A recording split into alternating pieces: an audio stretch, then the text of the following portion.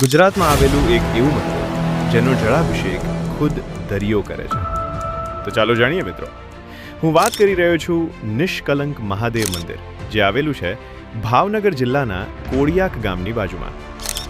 આ મંદિર પ્રાચીન સમયમાં પાંડવો દ્વારા સ્થાપિત કરવામાં આવ્યું હતું. એક લોકકથા અનુસાર પાંડવો અને કૌરવોનું યુદ્ધ થયું હતું. તેમાં કૌરવના મૃત્યુનું પાપ પાંડવોને લાગ્યું હતું. ત્યારે કૃષ્ણ ભગવાને એમને કહ્યું કે દરિયા કિનારે ચાલ્યા જાઓ, જ્યાં ધજા સફેદ થઈ જાય ત્યાં શિવલિંગનું સ્થાપન કરજો.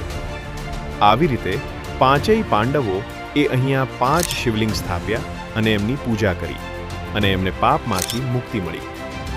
આથી આ મહાદેવનું નામ નિષ્કલંક પડ્યું.